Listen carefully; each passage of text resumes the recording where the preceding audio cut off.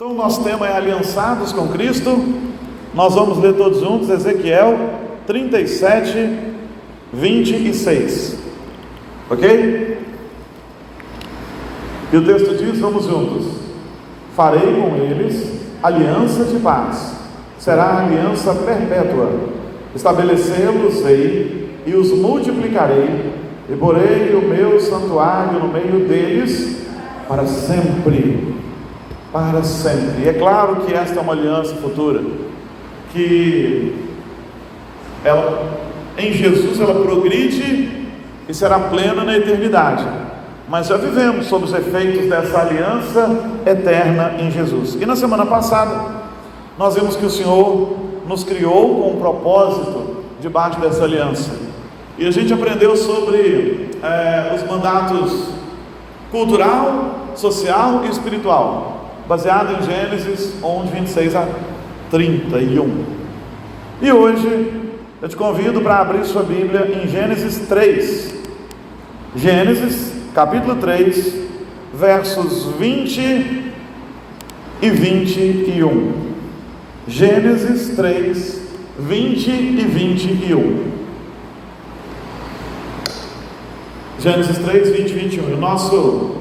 A nossa ideia, a nossa proposta, a nossa premissa é: não existe aliança que se sustente se depender da gente. Não existe uma aliança que se sustente se ela depender de nós.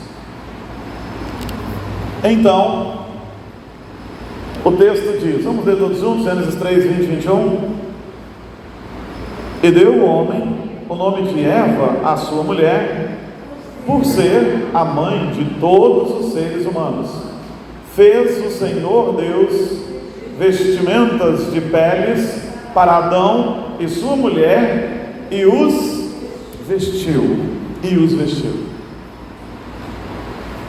Eu quero dizer que, diferente de todas as outras alianças que a gente faz, a aliança que a gente tem com o Senhor, a gente não consegue sustentar.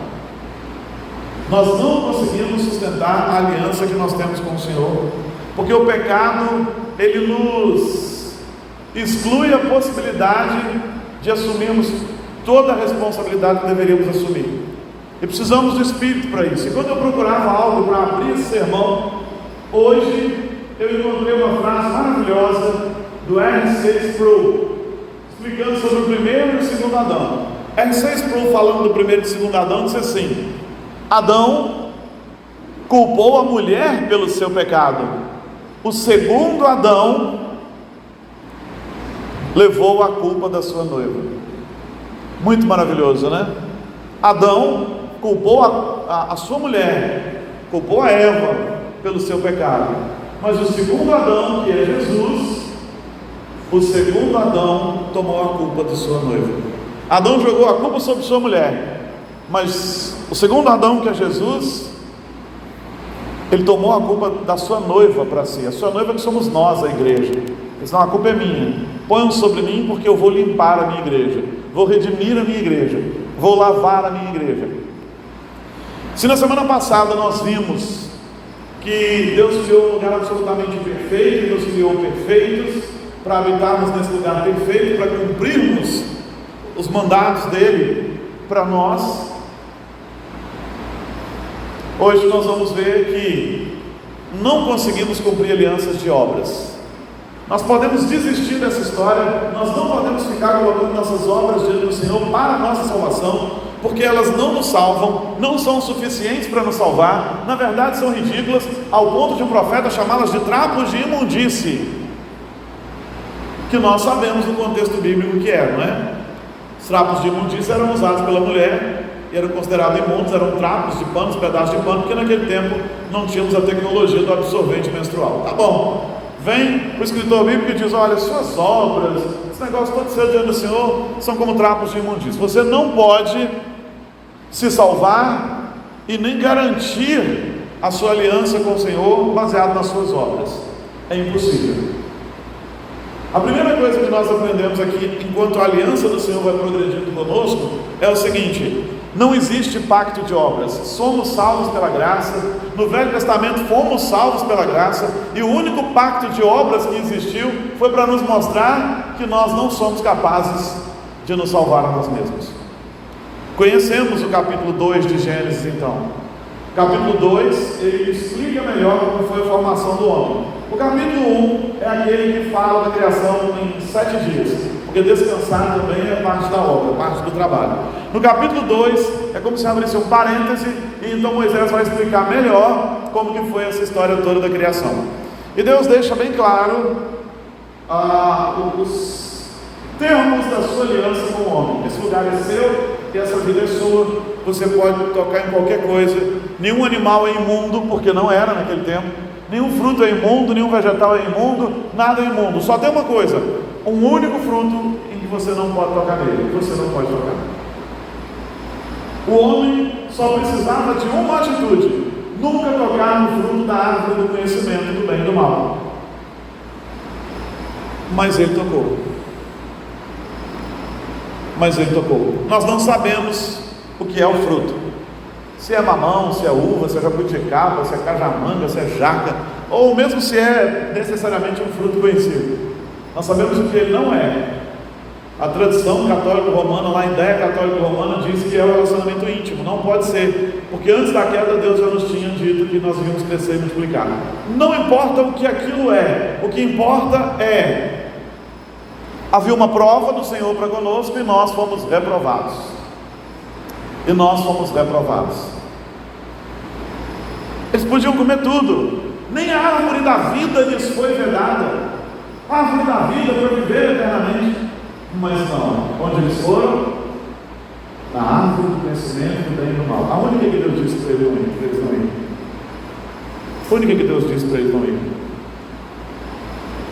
E eles pecaram. E você vai dizer: mas foram eles e não fui eu. Mas isso tudo é parte da aliança. A aliança do Senhor e o pacto do Senhor, ele se estende a todas as gerações futuras. É assim que Deus faz. Adão era o representante federal, o cabeça de toda a humanidade. E como representante de toda a humanidade que viria depois dele, ele falhou. Assim como depois dele, os reis são os representantes federais em Israel, são os cabeças de uma nação, e era a responsabilidade deles o rumo que a nação tomava.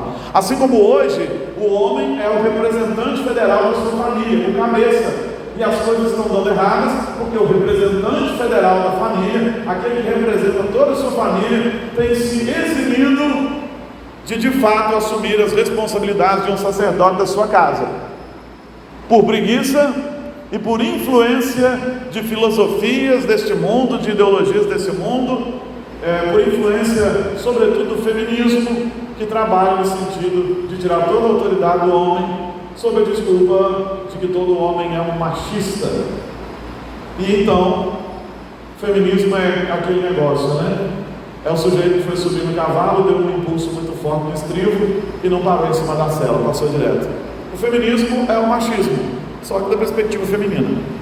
Então, Adão era o representante federal, e a sua atitude influencia todo o resto.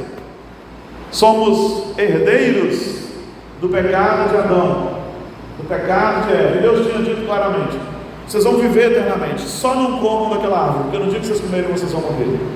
Comeram e passaram a morrer, e todos nós passamos a morrer com eles. E isso é passado de geração em geração. E alguns chegam a fazer brincadeiras, memes na internet, né? Eu chegando no céu, aí sai correndo atrás de Adão, correndo atrás de Eva. Querido, não foi uma escolha só de Adão ou de Eva, é uma escolha nossa. Se estivéssemos lá, escolheríamos como eles.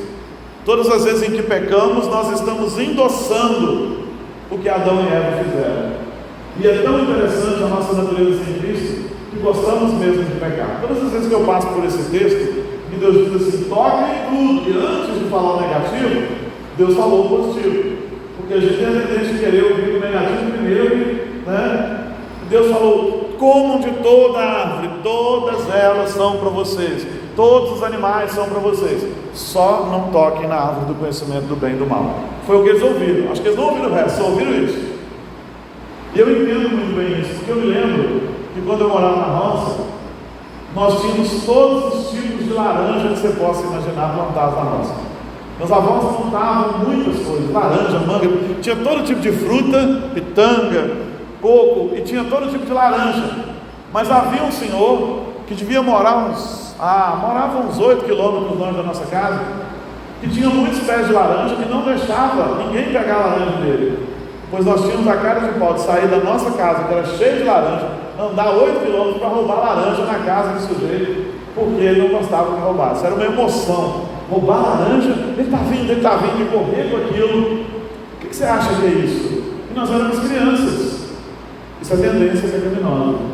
É a tendência do pecado mesmo, que agora habita em nós, e que é passado por nós de geração em geração, para nós de geração em geração. Nós não podemos, com nossas obras, sustentar a aliança que o Senhor fez conosco. Nós precisamos dele.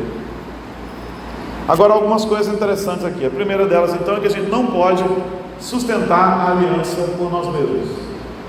A segunda é: Deus não revoga nenhuma das palavras que Ele disse. Ele cumpre cada uma das suas palavras. Quando a gente entra então em Gênesis 3, que o Senhor confronta o homem, tudo aquilo que o Senhor disse aconteceu ao homem.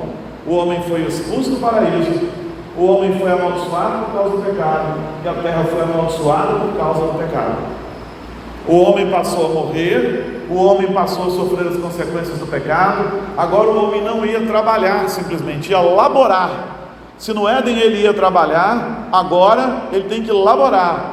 A terra produzia fácil, agora não. Agora é arado, é irrigação, tem todas as intempéries da natureza. Você pode plantar e pode ser que não colha, mas você planta na fé que vai colher, e assim as coisas vão. As dores de parto da mulher foram multiplicadas. A ideia é que antes seria algo tranquilo, suportável, mas agora se tornou algo que se multiplicou.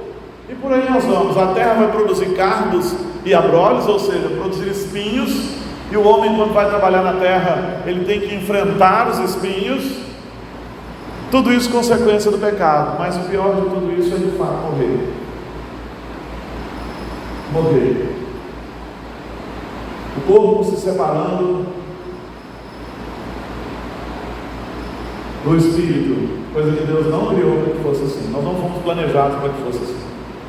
O homem separado de Deus, e a triste realidade de um homem ficar eternamente separado de Deus.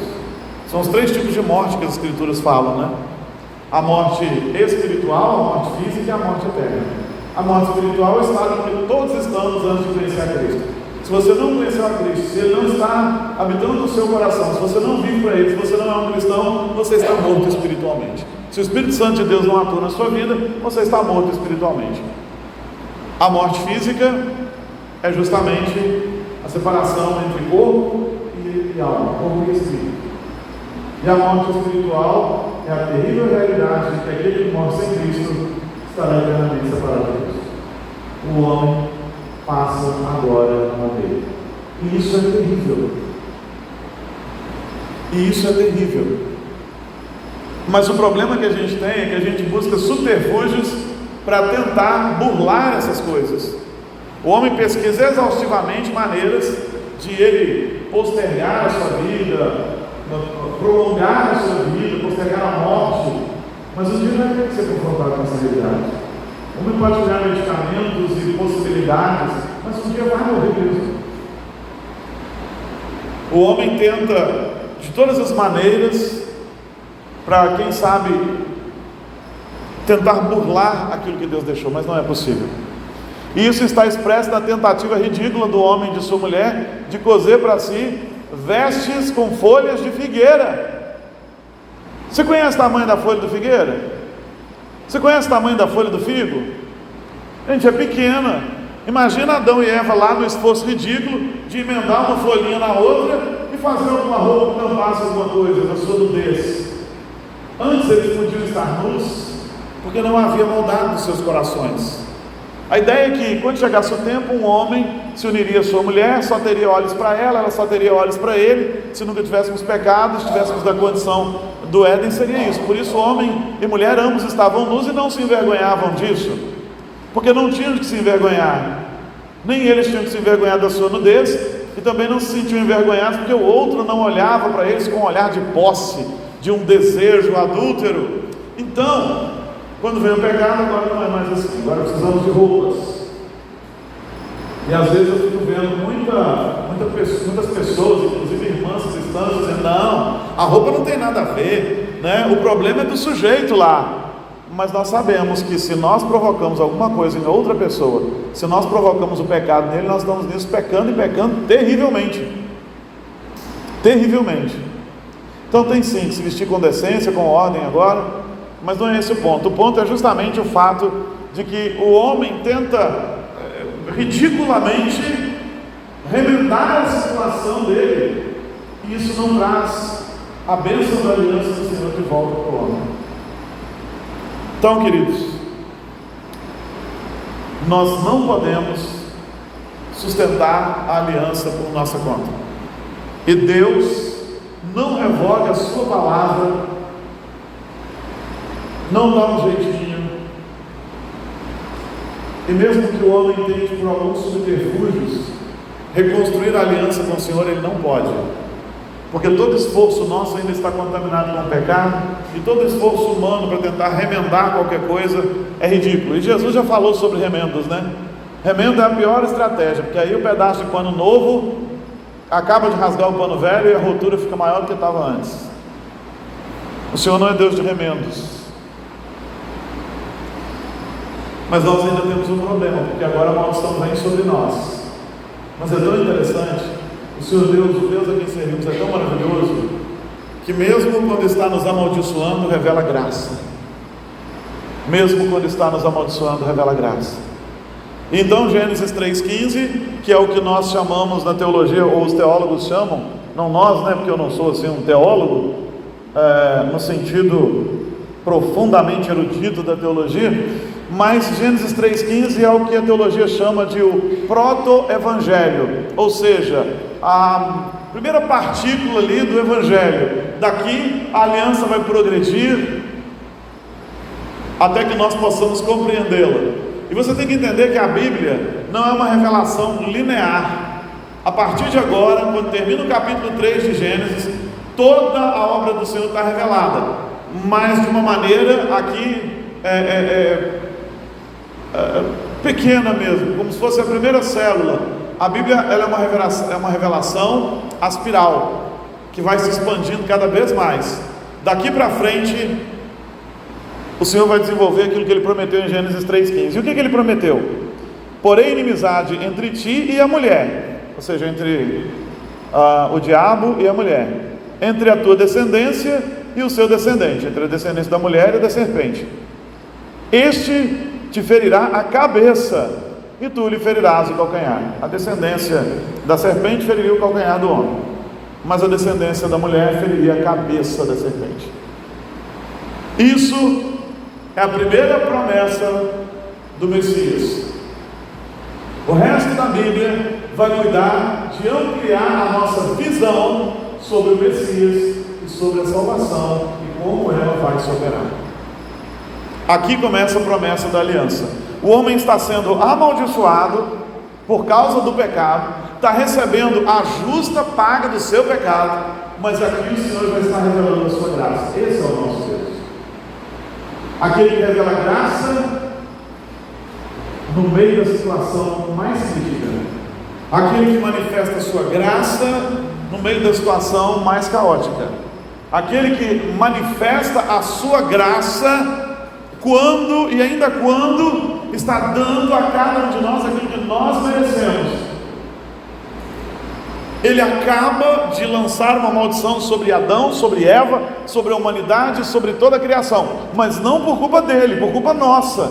E ainda assim ele já revela e já manifesta graça na promessa do Messias que virá. O descendente que nós sabemos é Jesus. O descendente que a gente sabe que é Jesus. Romanos 16, 20 vai nos dizer o seguinte: e o Deus da paz em breve esmagará debaixo dos vossos pés a Satanás. A graça de nosso Senhor Jesus seja conosco. Se o pecado é meu, por que é uma vitória tão tremenda que o Senhor esmaga Satanás? Porque Satanás tem a culpa de nos tentar. Nós não pecamos porque Satanás nos obriga. Nós pecamos porque Satanás nos tenta. Pecamos porque desejamos pecar. Ele trabalha com o nosso desejo, mas ele trabalha profundamente com o nosso desejo para nos levar ao pecado. Então a eliminação de Satanás é uma bênção, na verdade. E Satanás não pode ser redimido, porque é um espírito, e um espírito simplesmente não pode ser redimido com a remissão do sangue, porque não há sangue nele. Apocalipse 12, 17 vai dizer o seguinte: irou-se o dragão contra a mulher e foi pelejar com os seus restantes, com os restantes da sua descendência, da descendência da mulher, que é a igreja. Dragão é a antiga serpente, a igreja é a mulher. Os que guardam os mandamentos de Deus e têm o testemunho de Jesus, se pôs em pé sobre a areia do mar. E nós veremos que o dragão, a antiga serpente, Satanás, é derrotado por Jesus. Isso é graça. E a consequência da manifestação dessa graça é o que nós lemos em Gênesis 3:20, que é o último ponto, e é o ponto final que eu desejo que seja a culminância desse sermão. Nós não podemos cobrir nosso pecado e nossa vergonha. Só o Senhor pode fazer. As folhas de figueira representam a nossa tentativa ridícula de cobrir a nossa nudez, de cobrir as nossas vergonhas, de tentar cobrir os nossos atos errados que trouxeram a maldição sobre nós. O Senhor olha para Adão e para Eva e mais uma vez revela misericórdia. Por quê? Porque no verso 21 diz que fez o Senhor Deus vestimentas de pele para Adão e sua mulher e os vestiu. Deus não criou uma pele do nada, uma pele de animal, você acha uma pele aqui, e os vestiu. Deus fez para eles vestes de pele de animal, o que quer dizer que naquele momento houve o sacrifício de um animal, e a pele deste animal foi usada para cobrir as vergonhas de Adão e Eva. Este animal já é tipológico de Cristo, já aponta para Cristo. Adão e Eva viram frustradas suas tentativas ridículas de cobrir seu próprio pecado. É o que acontece com a gente. A gente tenta justificar os pecados da gente, a gente tenta cobrir os pecados da gente, ou pelo menos criar uma imagem que encubra o que nós fizemos e o nosso pecado, e isso é ridículo. Então Deus olha para tudo isso e diz: vocês não podem. E Ele então manda Jesus, o único que pode nos dar novas vestes, vestes brancas, e cobrir nossas vergonhas, e verdadeiramente nos vestir com vestes dignas. Com vestes dignas. Adão e Eva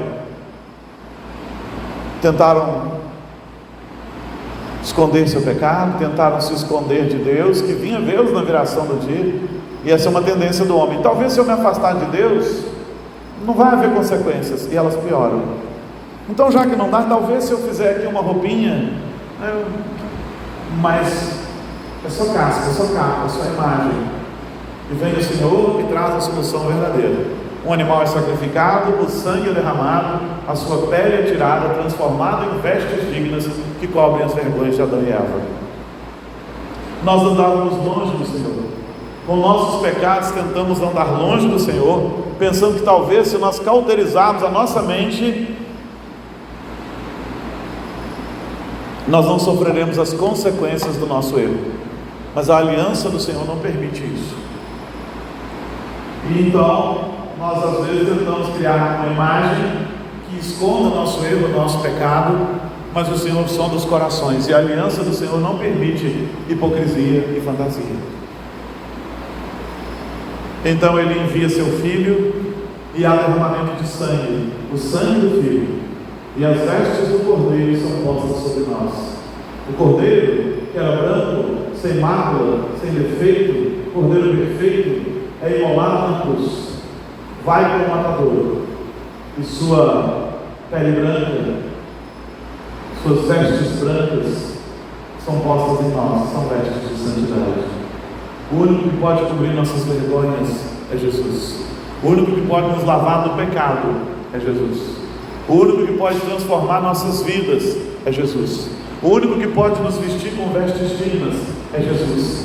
E isso já está expresso aqui. Só o Messias, só a descendência da mulher poderia resgatar o homem. E é isso que nós aprendemos aqui. A aliança que temos com o Senhor não depende de nós. Ela é inquebrável agora, porque ela está posta em Cristo. A base é Cristo, a razão é Cristo, o sacrifício foi de Cristo, o motivo é Cristo. Nós não podemos ignorar a Cristo, porque senão continuaremos mortos nos pecados. Só Ele é capaz de cobrir nossas vergonhas. Quantas coisas a gente carrega, muitas vezes ainda sendo cristão, sabendo de tudo isso, mas quantas vezes não somos beneficiários de toda a grandeza disponível para nós debaixo da aliança do Senhor, porque nós estamos tentando fazer roupas com folhas de figueira, porque estamos tentando nos esconder atrás dos arbustos para que Deus não nos veja, porque ao invés de nos apresentarmos diante dele com autenticidade para que ele nos vista, nós tentamos ignorá-lo, nos esconder dele, para que quem sabe assim,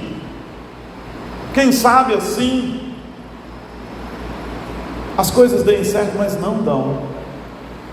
Não adianta fugir de problemas, eles nos perseguirão. Não adianta fugir do pecado, ele nos matará. Não adianta fugir dos erros, as consequências deles sempre nos alcançarão. O único lugar seguro é nos braços de Jesus. A única maneira de recebermos todos os benefícios da aliança com o Senhor é nos rendermos a Jesus, deixar que Ele nos vista, nos revista e nos lave, deixar que Ele nos confronte. Você comeu da árvore que eu disse para você não comer, e ao invés de dizermos a culpa é do outro, a culpa é dela, a culpa é de Satanás, que possamos dizer: eu comi, a culpa é minha, Senhor, mas me lava, numa atitude diferente da que Adão e Eva tiveram, porque Adão e Eva tinham acabado de ser feitos, tiveram medo e não sabiam exatamente o que fazer, mas nós temos todo o conhecimento para saber exatamente o que fazer. Somos mais indesculpáveis do que Adão e Eva, os nossos primeiros pais. A vergonha em sua vida, Jesus é o único capaz de cobrir nossas vergonhas. Há erros em sua vida, pare de ocultá-los, não vai adiantar, o Senhor sonda os corações, admita-os e deixe Ele te lavar com o sangue do sacrifício que Ele deu. Quantas pessoas perdidas e mortas, e talvez alguma delas esteja sentada aqui nessa noite, como um zumbi, um morto-vivo, para falar uma linguagem dessa moçada nova, né? Que gosta tanto de filmes zumbi às vezes, ou de séries zumbi, são mortos-vivos, estão andando, os corpos funcionam, mas o espírito está morto. Mas o Senhor Jesus é poderoso para trazer vida e vida em abundância. Quantos estão dentro da igreja, já ouviram até falar da aliança do Senhor, do pacto de graça do Senhor, mas ainda não se beneficiaram dele todo. Sabe por quê? Porque ainda estão na igreja tentando sustentar a aliança com a sua própria força, tentando resolver os seus problemas de pecado com a sua própria força, o que a gente não consegue. Qual é a atitude então? Saia de trás do arbusto, apresente-se diante do Senhor e diga: Senhor, eu pequei. Apresente-se nu mesmo, com toda a vergonha e vexame, para que Ele te envolva com o seu manto, com a sua veste branca, e Ele te transforma, Ele é capaz de cobrir essas vergonhas. Seja um beneficiário de toda a aliança do Senhor, seja um beneficiário disso, sabendo que você não pode cumpri-la, por isso Cristo cumpriu, sabendo que você não pode sustentá-la, por isso Cristo a sustenta. Então o que sobrou para mim fazer? Sobrou para eu fazer o seguinte: o que sobrou para eu fazer, porque a mim não faz nada, o que sobrou para eu fazer, quem faz sou eu. O que sobrou para eu fazer? Viver uma vida de gratidão. O cristão vive uma vida de gratidão. Por quê? Porque eu mereci o inferno, mas o Senhor tem preparado para mim um lugar no céu. Porque eu mereci a morte, mas o Senhor trouxe para mim vida em abundância. Porque eu merecia ter toda a minha vergonha exposta, mas Jesus recebeu todo o vexame do pecado na cruz. Porque eu merecia a cruz, mas Cristo foi até ele. Porque eu merecia andar nu e em escândalo, mas o sacrifício foi feito e eu sou vestido pelos méritos de Jesus. É assim que o cristão vive, agradecendo todo dia. Então é um prazer estar na casa do Senhor, porque o Senhor é muito bom para mim. Então é um prazer viver para a glória do Senhor lá fora, porque o Senhor é muito bom para mim.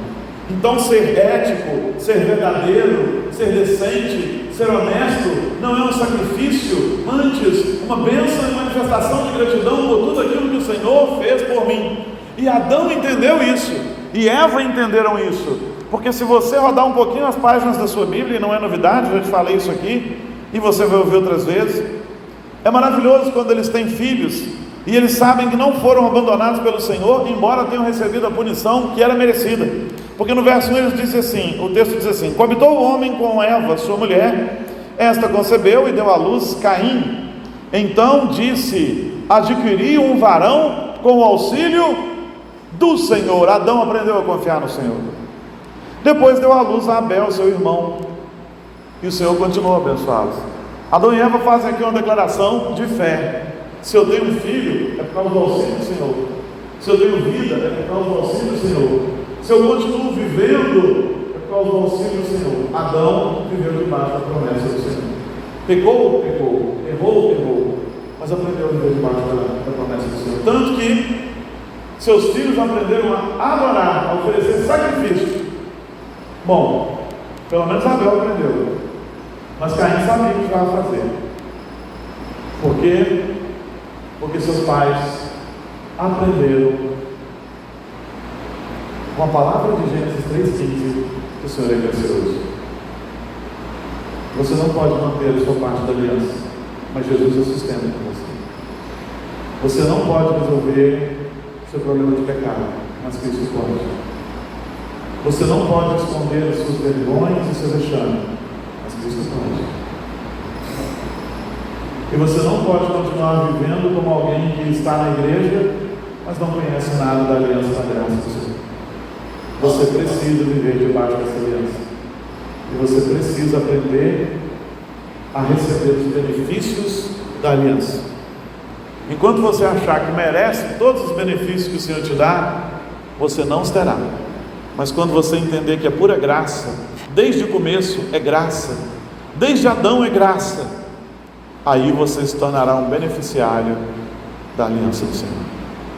Derrame-se diante dele agora, clamando por sua graça. Se há algo para ser consertado, conserte, diga para ele: Senhor, eu quero abandonar esse pecado, mas eu preciso do Senhor, eu confio na tua graça. Senhor, eu quero uma mudança de vida, mas eu preciso do Senhor. Está aqui, eu estou aqui, desnudo, envergonhado, com toda a vergonha exposta, mas eu preciso da tua graça. Senhor, puxa a minha orelha, porque eu sei que mesmo quando o Senhor puxa a minha orelha, me disciplina e me amaldiçoa, o Senhor me revela graça. Agora, se eu ficar deixado nesse mundo, não há piedade nesse mundo, não há graça nesse mundo. Nesse mundo nós somos objetos, mas para o Senhor nós somos a coroa e glória da sua criação. Derrame-se diante do Senhor, peça a Ele para te vestir e revestir, em nome de Jesus. Nós vamos orar, pedindo a Neni para nos dirigir a Deus em oração, pedindo para que essa palavra seja aplicada no nosso coração. Derrame-se diante do Senhor. Você não pode sustentar essa aliança, Cristo a sustenta. Você não pode resolver com as suas forças, Cristo pode. E você não pode mudar seu exterior, seu coração, esconder suas vergonhas, mas Cristo pode. Confia nele. Vamos orar.